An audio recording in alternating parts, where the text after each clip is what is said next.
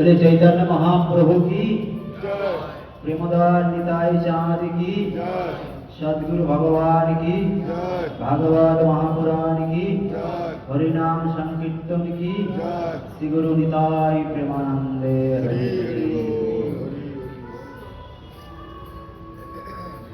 अष्टदश भागवत लीला चैतन्य भागवत वर्णना करছেন कीट पतंग तरुलतायार সকল জনম মানব জনবিসার আর এই জনম সিদ্ধ সাধনা। চৈতন্য ভগবানের কীট ছিলাম, কৃমি কীট, যা দিয়ে ভজন হয় না। দেহ ছিল, তাতে ভগবান আত্মারূপে বসেছিল, তাই তো জীবিত ছিলাম, যা ঢেলের নর্দমার কৃমি কীট বলা হয়। পতঙ্গ ছিলাম, সে দেহ ছিল কিন্তু ভজন করার দেহ নাই। কি ভজন করার দেহ? তাই তো চৈতন্য ভগবান বললেন কীট পতঙ্গ তরুলতা, তারপরে কি কাজ করা ছিলাম, ভজন করার ইচ্ছা থাকলেও করতে পারে। দাঁড়িয়ে দাঁড়িয়ে দেখেছি আর কষ্ট অনুভব করেছি, কি জনিতে প্রবেশ করেছি। বৃন্দাবন দাস ঠাকুর বর্ণনা করেন কীট পতঙ্গ তরুলতায়ার সকল জনম মানব জনমই সার। জনম যদি হয় মানব জনম, যা দিয়ে হরিভজন হয়, সাধু সঙ্গ হয়, প্রসাদ আস্বাদন হয়, ধাম দর্শন হয়, গুরু বৈষ্ণবের সেবা হয়। বলো না রাধে রাধে, জোরসে বলো রাধে রাধে।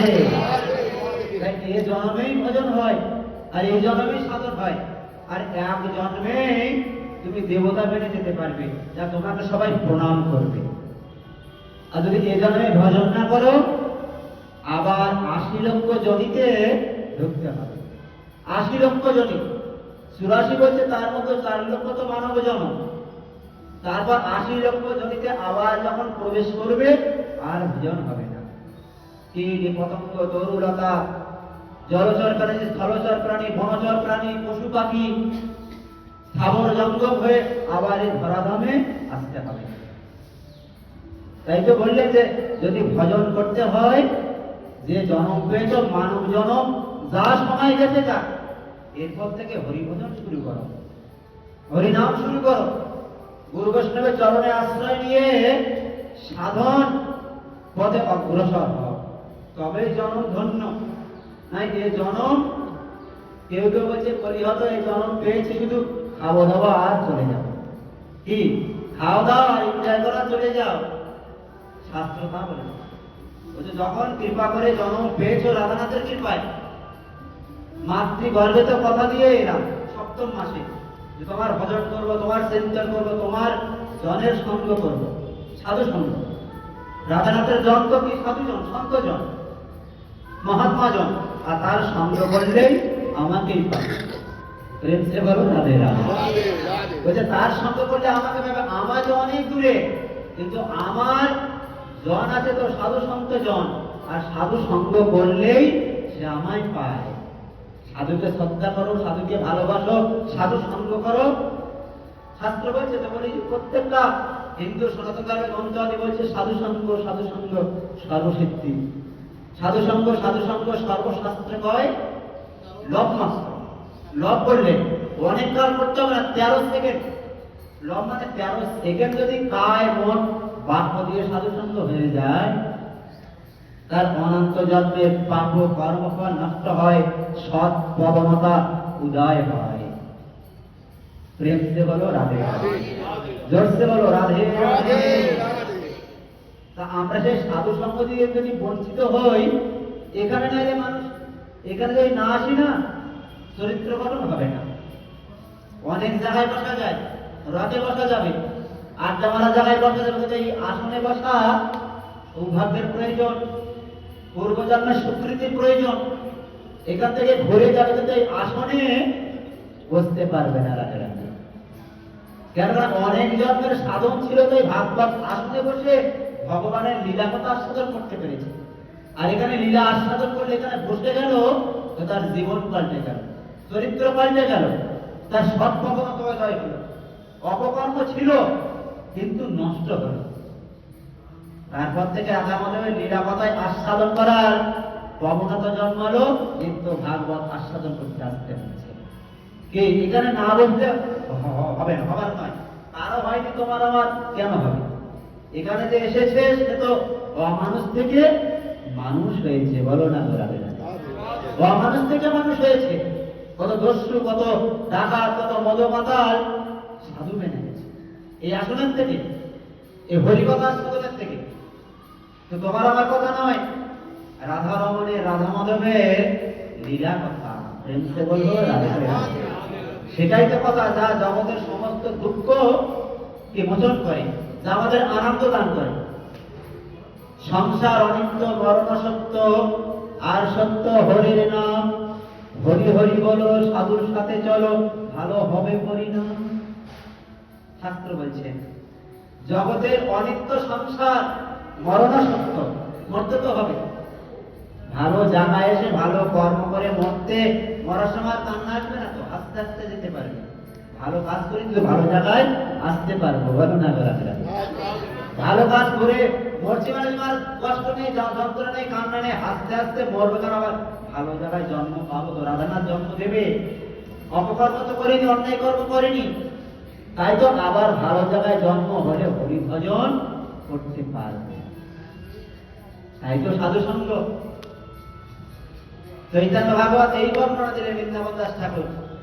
তারপর লীলা আস্বাদন করবো ভাগবত মহাপুরাণের লীলা, সাধু সঙ্গের মহিমা। লীলা আস্বাদন ছোট করে সাধু সঙ্গ করলে কি হয়? আমরা তো এই সঙ্গে আসি না, অন্য সঙ্গে খুব যাই। কি নাচ গান হবে, বড় আর্টিসানকে তো ওখানে জায়গা ধরবে না, লোকে লোকারণ্য, মারপিট হবে। আর হরি সবাই আসতে গেলে ঠেলে দুটি আনতে যাবি পাঠ শুনতে, এখন সময় নেই। কালকে হতে তো হতো, আজকে হবে না, কালকে হলে হরি কথা শুনতে যাবো কাল, আজকে হবে না। আজকে বড় সংসারের কাজ। সংসার তুমি করো না, সংসার তোমাকে করে, বলো না? ধরাবে না। সংসার তুমি করো না, সংসার তোমাকে করে। কি অষ্টতর শতনয় বলছে না, কৃষ্ণ ভজিবার করে। আর আমরা বলছি না, ভজন সাধন করে, আরে সংসার তো করি, ছেলেপুলে মানুষ করি, মাল জল জমানে কাটে কাটে। কি তারপরে হরিভজন হবে যখন 50-60 পেরিয়ে যাবে, তখন দেখা যাবে সাধু সঙ্গে যাওয়া যায়। এখন নয়। শাস্ত্র বলে 60 বছর অব্দি যাবি তো, 60 বছর পর তো ভিসা কার্ড আছে নাকি? 60 বছর পরে গিয়ে হরিভজন করবি। আরো যা 60 পেরিয়ে যাবে, এদিকে একটু বুঝিয়ে দিই, তখন হবে হরিভজন। ওরে মূর্খ, অজুহাত দিয়ে লাভ নেই। ভজন শুরু করতে তো এক্ষুনি ভজন শুরু করতে হবে। এই জনম পেয়েছো, আজ আছো, কাল সূর্যোদয় না দেখতে পারতো। আজকে আছো, কাল সূর্যোদয় দেখবে কিনা সেটা তো রাধানাথ জানে, রাধারানী জানে, তুমি আমি জানবো না। আরে এখানে এসেও যদি সাধু সঙ্গ করে যদি জীবন চলে যায়, তো বিচার হবে না। গিয়ে দেহ রেখেছে, তার আগের দিন আমার কথা শুনেছিল, ভাবতে বলো রাধে রাধে। আমার কথা শুনেছিল, তার আগের দিন সন্ধ্যাবেলায় 1 ঘন্টা কাটিয়ে গেছে আমার অমৃত কথা সাধন করে। তার ব্যবস্থা তো রাধারানী করে, তার ব্যবস্থা তো গোবিন্দ করবে। আর যদি ওটা না করি, শুধু সংসার আসবো, সংসার ভোজন করবো, আর হরিভজন হবে না। এই করতে করতে জীবন চলে যাবে, আবার আসবো, যেটা তো জীবন নয়। এই অষ্টতর শতনামে তো সুন্দরভাবে দিয়েছে, কৃষ্ণ ভজিবার তরে সংসারে আইনু, আর মিশে মায়া। যেটা আমার নয়, ওটা আমার করতে করতে করতে করতে কাল অবসান হয়ে গেছে। মিশে মায়ায় ভক্ত হয়ে গেলাম, গাছের মতো। গাছ যেমন এদিকে পারে না, ওদিকে পারে না। আরে নড়তে পারে, আমরা তো পারি। রকে বসে আড্ডা মারি, ওখানেও বসতে পারি। আবার মন করলে দেহরত্তাকে হরিবাসরে বসাতে পারি। আর হরিবাসরে যে একবার বসেছে, তার তো কল্যাণ হয়েছে, তার তো অসাধ্য সাধন হয়েছে। আর যে বসতে পারে নাই, ও অনন্ত জন্মের দুঃখ তার দূরীভূত হয় নাই। প্রেম সে বলো রাধা বলো, কৃষ্ণ কানাইয়া লাল কি, রাধা রানী কি, সদ্গুরু ভগবান কি। খারাপ লাগছে কি?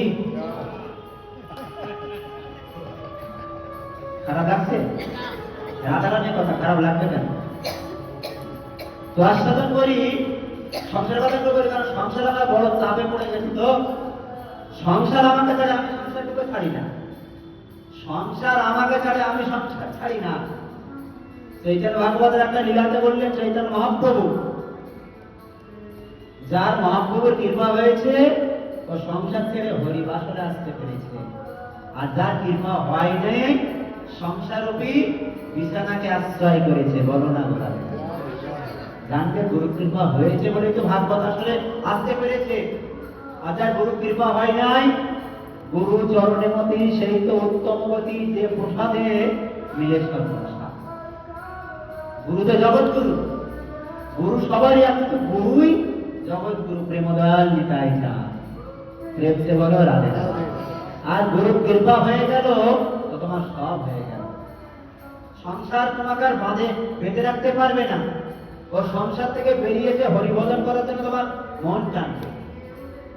কি শিবপুরাণ আসলে হয় না? শিবপুরাণ পার্বতী বলছে কোথায় যাও, আমার হাতের কাজ করে যাও। দাদিরা পার্বতী বলছে শিবকে বলছে হাতের কাজ করে যাও, কোথায় যাও? আস্তে আস্তে পাটি পাটিতে।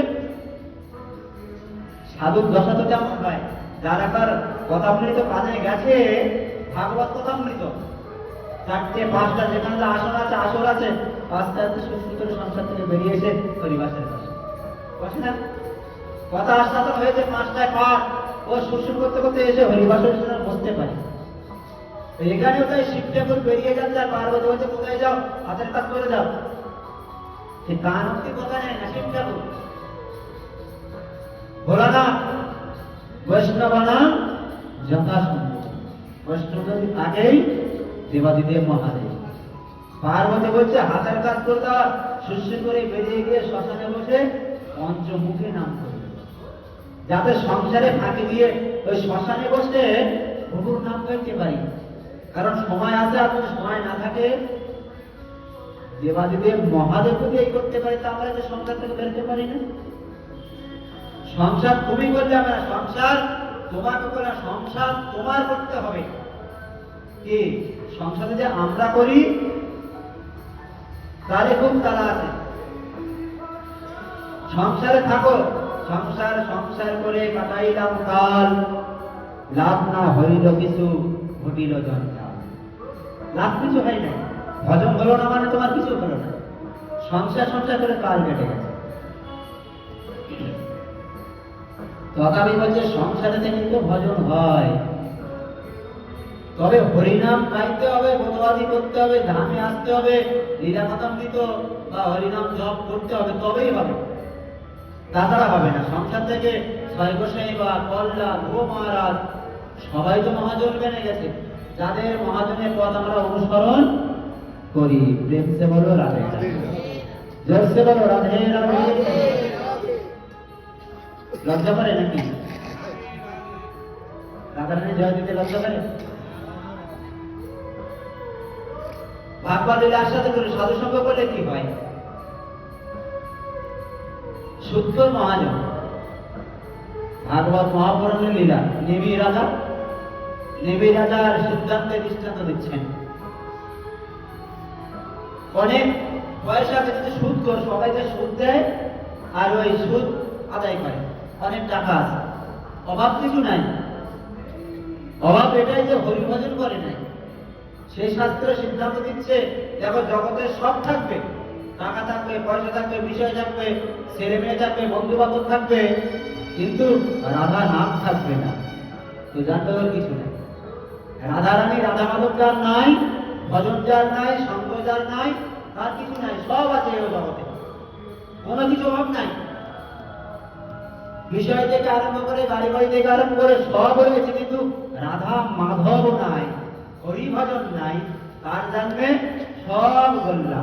প্রেম সে বলো রাধে, তার কিছু নাই, জিরো। এখানে বলছে সুদ করে সব ছিল, কিন্তু সাধু সঙ্গ ছিল না, দান ধ্যান ছিল না, সাধুকে আদর করার স্বভাব ছিল না, মহান্তের কাছে যাবার স্বভাব ছিল না। সুদ দেবে সেখানে যেতে পারবে, দেবরায় যাবার পার হওয়ার সময় প্রণাম করার সময় নাই। বলো না আমাদের যেমন হয়ে গেছে না, এমন করার সময় নাই, ও নাকে মুখে হচ্ছে কি এরকম বিরোধ জানাচ্ছে রাধা মাধবকে, যে আমাদের দয়া করে জীবন দান করেছে, ভজনের জীবন, তাকে আপনি করে দিচ্ছি। কি এত ব্যস্ততা আমাদের, কোথায় যাবো? শাস্ত্র বলছে কোথায় যাবি? এখন তো প্রণাম করে যা, বিপদ খণ্ডন হবে। যে তোকে কৃপা করে জন্ম দিল তাকে একটা প্রণাম দিতে এত তাড়া, এত কাজ সামনে পড়ে আছে, তাকে একটা প্রণাম বড় জোরে নিবেদন করতে পারলি না? আমাদের চরিত্র কেমন হয়ে গেছে, স্বভাব কেমন হয়ে গেছে।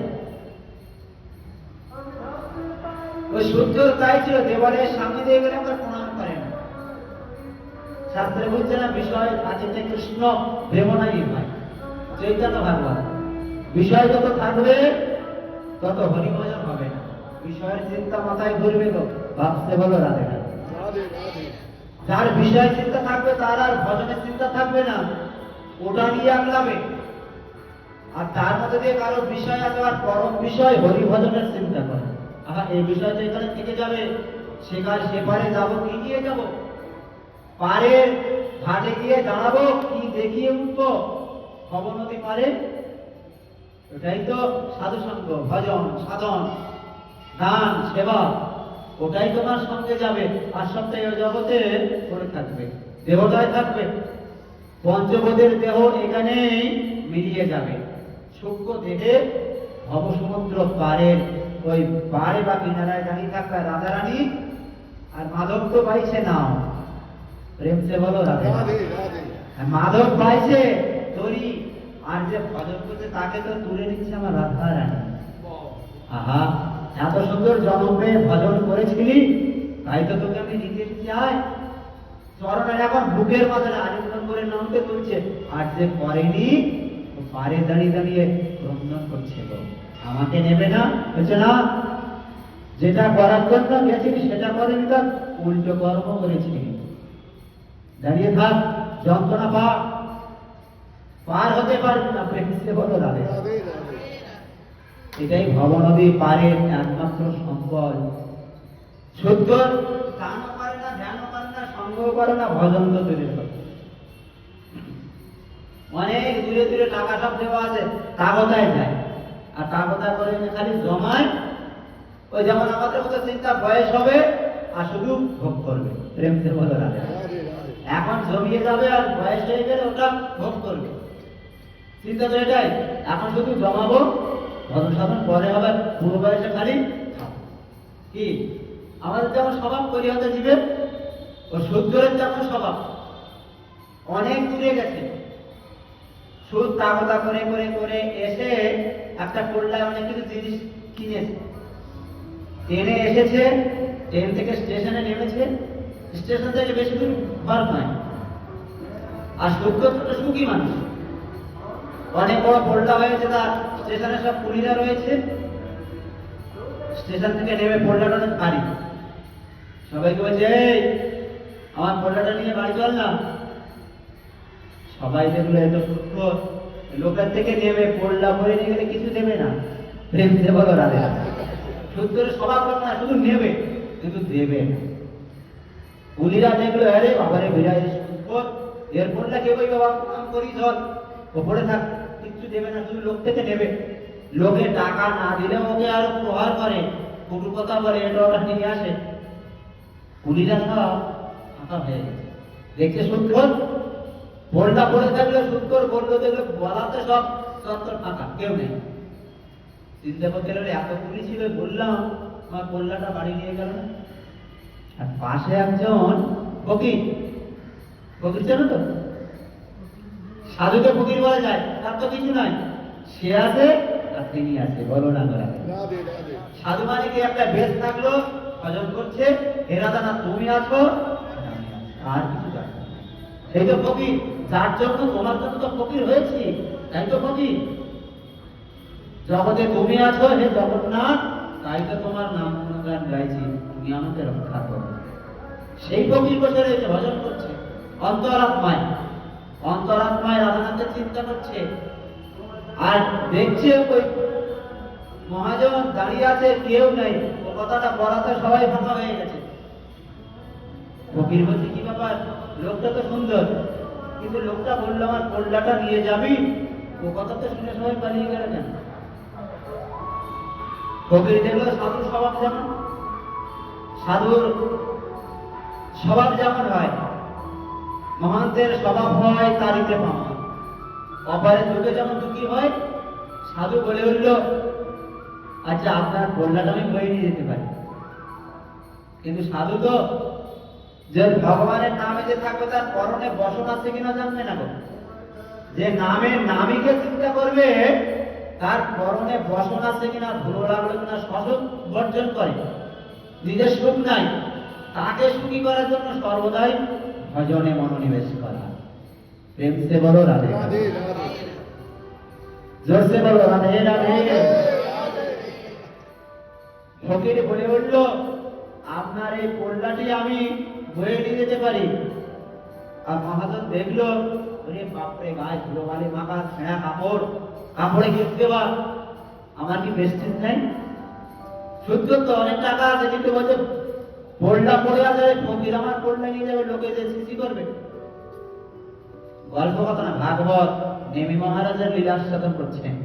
ভাগবত মহাপুরাণ নবম স্কন্ধ অব্দি ভক্ত চরিত্র বর্ণনা করা হয়েছে। দশম স্কন্ধ থেকে গোবিন্দ লীলা, গোবিন্দের জন্মলীলা দশম স্কন্ধ থেকে, আর নবম স্কন্ধ মধ্যে সব রাজ রাজাদের লীলা, ভক্ত লীলা। আর ভক্ত কথা যে শুনেছে সে তো সাধু হতে পেরেছে। প্রেম সে হলো রাধে। ভক্ত লীলা যে হৃদয়ঙ্গম করেছে সেই তো সাধু পথ অবলম্বন করতে পেরেছে। ভগবান লীলা তো করে, নবম স্কন্ধ তৃতীয় স্কন্ধ ভগবান লীলা। এখানে বলছে তোমার এই পোল্লাটা আমি বয়ে নিতে পারি। চুপ কর, ওই মহাদেব বলে চুপ কর, ফকির ছেঁড়া কাপড় পরে আছিস, গায়ে ময়লা, আর আমার পোল্লা বইবি? ফকির বলছে, ওরে বাপরে, তিনার কথায় সব চলে গেল, আমি বলছি বয়ে নিয়ে যাবো, কিন্তু আমাকে গরম দেখাচ্ছে।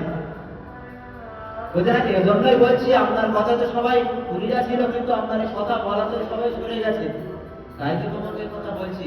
আমি আপনার পোল্লাটা আপনার বাড়ি অব্দি পৌঁছে দিতে পারি। মহাজন এদিক ওদিকে দেখলো, কেউ নাই। সত্য দেখলো, কেউ নাই।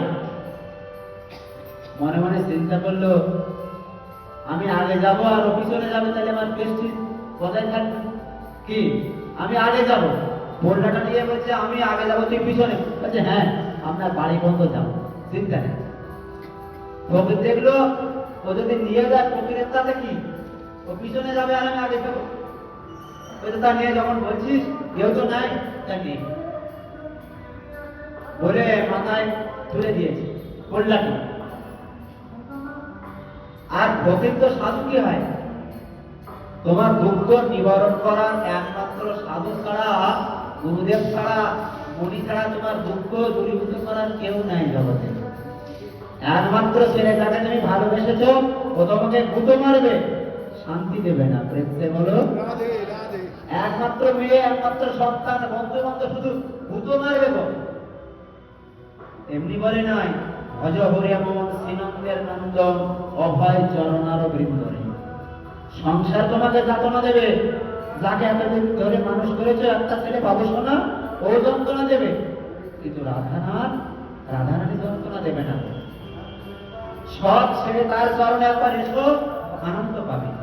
তিনি তো আনন্দময়, তার নাম, তার কীর্তন, তার ভজন, তার স্মরণ, তার বোধ করলেই জীব আনন্দ লাভ করে। তাই তো তিনি সচ্চিৎ আনন্দ বিগ্রহ, ভাবতে ভালো রাধে রাধে।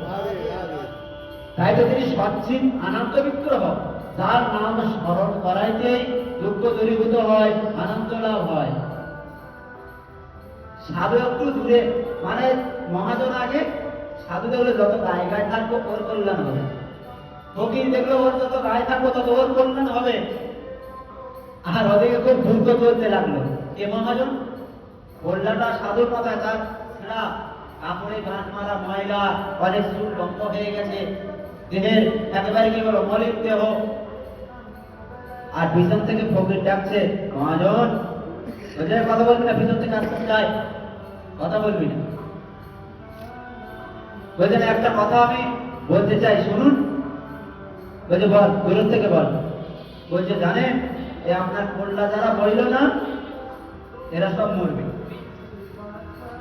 ফকির বলছে আপনার পোল্লা, আমি যে বললে আমার পোল্লাটা নিয়ে চল, এরা তো আপনার পোল্লা বইল না, কিন্তু এরা সব মরবে। ফকির বলছিল এরা সব মরবে, আর ও কথা শুনি মহাজন ঘুরে দাঁড়িয়েছে, কি বলছিস? এরা সব মরবে, তুই একা বেঁচে থাকবি? এরা সব মরবে আর তুই একা বাঁচবি? ঘুরে দাঁড়িয়েছে। ফকির বলছে, না না, বলছে অত যদি জানিস তাহলে একটা চেম্বার করতে পারিস, কে মরবে আর কে বাঁচবে, তার অনেক টাকা পাস, খাবারও জুটে যায়, আর পরনের এমন দশা থাকে না। বলছি রে, তুই একটা চেম্বার খুলে বস, লোকের মৃত্যু বাঁচা যদি বলতে পারিস তাহলে করোনা তো খানা কাপড় কেন, মাথায় তেল নেই কেন, তাই তো ভালো খেতে পাবি, করতে পারবি। জ্যোতিষী হয়েছিস, মহাতের মধ্যে জ্যোতিষী হয়েছিস, হয়ে ছেঁড়া কাপড় পরে বসে আছিস। কিন্তু সাধক যেমন হয়, আবার বলে, হ্যাঁ জানো এরা সবাই মরবে একদিন। আরে মহাজন বলতে লাগলো, ও এরা সবাই মরবে জানি, তুই বলতো আমি কবে মরবো, বলো না বেড়ালে। মহাজন বলে, সবাই মরে মরুক, তুই যদি এত জানতাম আমি কবে মরবো বল। মহাজন ফকির বলছিল, এই কথাটা বলার জন্যই তো ওদের কথা বললাম, সবাই মরবে, তুমি কবে মরবে তোমার বোধ হয়েছে, চেতনা হয়েছে, এই কথাটা বলার জন্য তো তোমাকে বলছি, তুমি কবে মরবে জানতে চাইবে, আর এটাই তোমার কল্যাণ। ফকির বলছে, তখন মহাজন বললো, ওসব বাদ দে, আমি কবে মরবো বল, বলতে পারবি? ফকির বললো, হ্যাঁ বলার জন্য তো রেডি, এই কথাটা বলার জন্য তোমাকে বললাম, জগতের সবাই মরবে। ফকির বলছে, বলবো? বলছে, হ্যাঁ বল, ওদের কথা থাক, আমি তোর সঙ্গে আছি না, আমি কবে মরবো বল। ফকির বারবার বলছে, বলি? বলছে, হ্যাঁ বল, আমি তো বলতে বলছি। ফকির বলে উঠলো, বলছি কিন্তু, বলে হ্যাঁ বল। বলছে, আপনি আর 24 মিনিট বাঁচবেন। সাধক বলে উঠল, 24 মিনিট বাঁচবে, এই ধরা যাবে তোমার আয়ুকাল। আর যেই বলেছে না ফকির, যেই বলেছে 24 মিনিট বাঁচবে, কি বলছি, ভালো করে দেখ, ভালো করে দেখ, আমি এত কিছু জমালে মতো খাবো, এত সব কিছু জড়ো করেছি, বয়স হয়ে গেছে, বাচ্চা পেটে মনে হচ্ছে তাই ভোগ করবো, তুই বলছিস 24 মিনিট বাঁচবো, ভালো করে দেখ। কি আমরা মৃত্যুকে তো ভয় পাই, কি রবীন্দ্রনাথ একটা পদে পাই, তোমরা মরিতে চাই না আমরা সুন্দর ভুবনে, কি বিছানায় থাকলে আরো 10 দিন রাখো, বাঁচি যাবে না, পায়খানা বাথরুম করছি, বিছানায় সব করছে, তারও আরো 10 দিন বাঁচিয়ে রাখো। আর ওই যখন মরণের কথা বলেছে, তখন চলে গেছে, সর্বশরীর কাঁপছে, কি কি বলছি, 24 মিনিট বলছে, কথা বলবেন না, আয়ুকাল নষ্ট হচ্ছে। সাধক বলছে, আয়ুকাল নষ্ট হচ্ছে, 24 মিনিট, বাড়ি যেতে পারেন কিনা তাই দেখুন, এতক্ষণে বাড়ি যেতে পারবেন কিনা তাই দেখুন, যা বলেছি ওটা সত্য, ওটা ভুব, ওর কোনো মিথ্যা নয়। 24 মিনিট বাদেই দেহ চলে যাবে, দেহ থাকবে, আত্মা চলে যাবে। ছুটতে ছুটতে ঘরের দিকে চলেছে, নিজের কক্ষের দিকে চলতে চলতে বারান্দায় এক পা দিয়েছে, আর নিচে আর এক পা দিয়ে হয়ে গেছে। বারান্দায় পুরোটা শরীর নিয়ে তুলতে পারলো না, প্রেমসে বলো, বলে কৃষ্ণ কানাইয়া লাল কি, রাধা রমন ভগবান কি, গৌরাঙ্গ মহাপ্রভু কি, প্রেমদার নিতাই চাঁদ কি, ওদিকের হলো কি। পিছন থেকে হরিবল দিচ্ছে না কেন? আর ওই বাবা আবার ঘুমাচ্ছে মাঝে মাঝে, ঘুমালে হবে না, হরিবাসে ঘুমাতে হবে বাড়ি। তো যাই হোক, সেদিকের কথা বলছি, ওই মহাজনের কি হলো? মহাজনের দেহ অবসানের কাল শেষ, বারান্দায় এক পা দিয়েছে, আর নিচে এক পা দিয়ে বিদায় গৌরী করে, আর কোল্লা ফেলে দিয়ে ফকিরও হয়ে গেছে। ফকির কি হয়েছে? ফকির নিত্য লীলায় চলে গেছে, হলো না ঘোরাতে গেলে। ফকিরকে উদ্ধার করার জন্য, জানিয়ে দেওয়ার জন্য এলো। ওই যে সাধু সঙ্গ করলো 24 মিনিট, ওটা জানিয়ে দিল যে সাধু সঙ্গের কি ফল হয়। দেহ অবসান হয়ে গেছে, চলে গেছে, এই দেহটা তো পড়ে থাকলো, পঞ্চভূতের দেহ, সূক্ষ্ম দেহে বিচার হচ্ছে।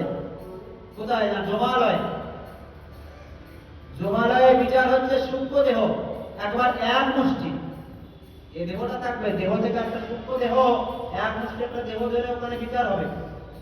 যমরাজ থাকবে, আর তার রাইটার কে কে গো?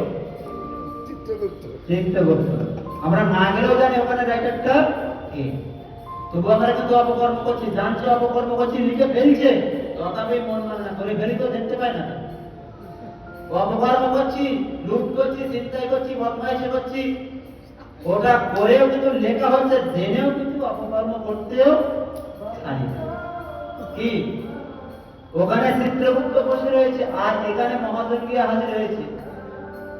চিত্রগুপ্ত দেখে বলছে কি করেছে একটা জনম, একবার প্রণাম করলো না। দেবতা দেখেই বলছে এমন লোক জগতে আর দেখিনি, একবারও রাধা মাধবকে প্রণাম করলো না। একবার প্রণাম করলে আমার প্রভু বলেছে তার কাছে যেতে আমাদের নিষেধ, তাকে আমরা প্রণাম করবো।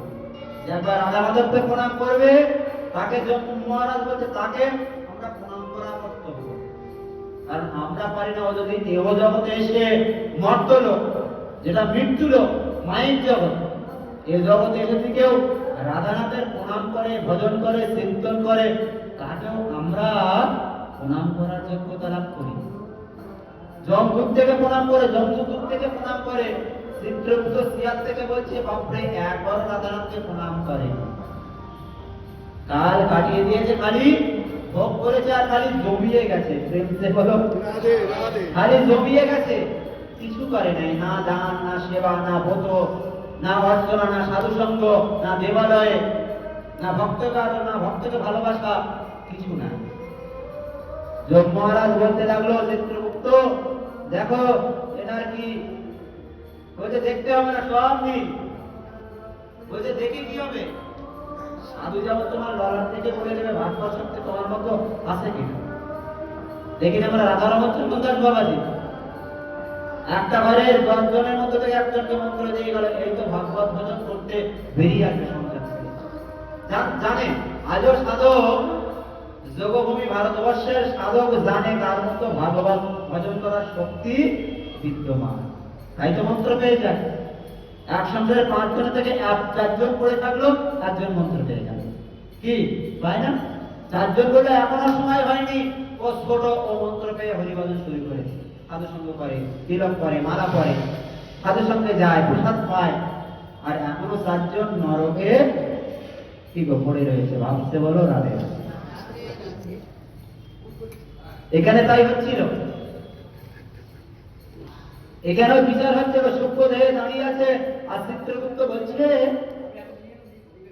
খাতা কি দেখবো, খাতা সব নীল, খাতায় কিছু নাই। বলছে একটা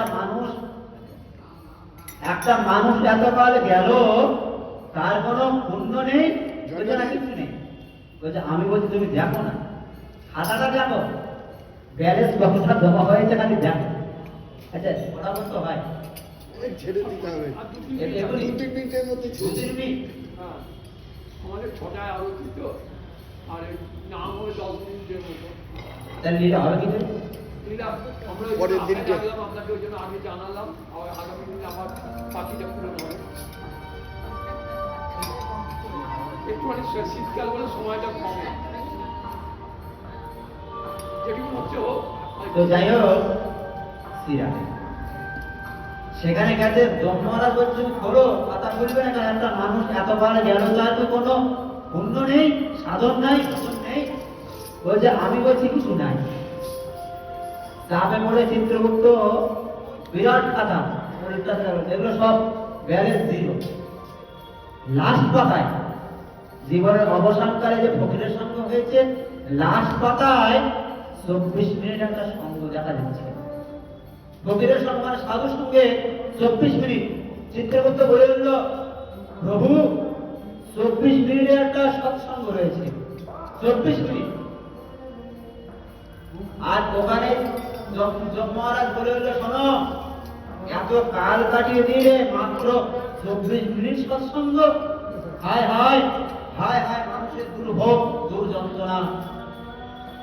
এজন্য ভগবান মানুষ করে কলিযুগে বা যুগে যুগে পাঠায় ভজনের নিমিত্ত, আর মানুষ যে ভোগের নিমিত্ত আশা করে। যোগ বলতে গেলে যন্ত্রণা আগে পাবে না আনন্দ আগে ভোগ করবে? যোগ মহারাজ বলল 24 মিনিট একটা সৎসঙ্গ, 24 মিনিটের সৎসঙ্গে ব্যালেন্স হয়েছে 24 ঘন্টা। বলো না রাধে রাধে। রাধে রাধে 24 মিনিটের সৎসঙ্গের ব্যালেন্স কি হয়েছে না 24 ঘন্টা তুমি একটা অনন্ত লোকে যেতে পারবে। ওটা ভোগ করবে না অনন্তকাল নরক ভোগ করবে? গল্প নয়, ভাগবত মহাপুরাণ লীলার সাথে করছেন। ভাগবত কলিতে ভাগবত ভক্তি শাস্ত্র তথাস্কন্দ ভাগবত, যাতে গোবিন্দের লীলা ভক্ত লীলা বর্ণনা হয়েছে। আর ওই মহাজন বলে উঠল ও অনন্তকাল নরক ভোগ করার পরে 24 মিনিট 24 ঘন্টার একটা শুভ ওটা ভোগ করি, তার মানে অনন্তকাল নরক যন্ত্রণা ভোগ করা যাবে, এটা বলে উঠল। আর ওকে একটা দেহ দিয়ে দেওয়া হলো। মহাজনের একটা সত্তর মহাজনের দেহ দিয়ে কোথায় পাঠিয়ে দিল জানো? আনন্দ লোকে। প্রেম সে বলো রাধে রাধে রাধে। রাধে যেখানে সর্বদাই সবাই ভজন করছে গো। আমাদের মতো না, আমরা বসেছি দেহটা, কিন্তু হরি কথা শোনার যে সে নাই। দেহটা আছে কিন্তু শোনার সে নাই। প্রেম সে বলো রাধে রাধে। রাধে রাধে কথাগুলো শুনতে গেলাম, দেহ আছে কিন্তু যে শুনবে সে নাই। কি তাহলে তো আমাদের দুঃখ দুর্দশা ফিরে যেত। যদি শোনার মতো শুনতাম তাহলে আমাদের চরিত্র বদলে যেত। শোনার মতো শুনি না তো, কেউ সময় কাটাতে আসছি ও বিরাট রাধামাধবের মন্দিরে 1 ঘন্টা বসবো, হরিনাম হবে, ঐশ্বর্য, ওটা না। এটা তোমাকে গ্রহণ করতে হবে। যেটা গ্রহণ করে তোমার চরিত্র বদলে যাবে, যেটা গ্রহণ করে তোমার জীবন বদলে যাবে, সেটাই হরিকথা। শুধু শুনবো 1 বছর বা অনন্তকাল শুনবো কিন্তু কিছু নেব না, ওটা নয়। কিছু কিছু পালন করতে হবে, ব্রত করতে হবে, জপ করতে হবে, সাধু সেবা করতে হবে, কি নিত্য সূর্য প্রণাম করতে হবে, সূর্যের দিন থেকে জল দিতে হবে, তবেই তো তোমার চরিত্র বদলাবে, তবে তুমি মনুষ্যত্ব হবে, তবে তুমি মানুষ, মানুষের মতো মানুষ তৈরি হবে। বলো না রাধে রাধে। নাই মানুষ হবে না, বিশ্রাম।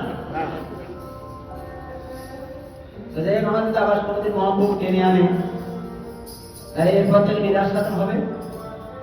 একটা আনন্দলোকে পাঠিয়ে দিলাম। আনন্দলোকে যেখানে হরিভজন হচ্ছে ওখানে বিচরণ করছিল সূত্তর মহাজন, ওখানে বিশ্রাম দিলাম।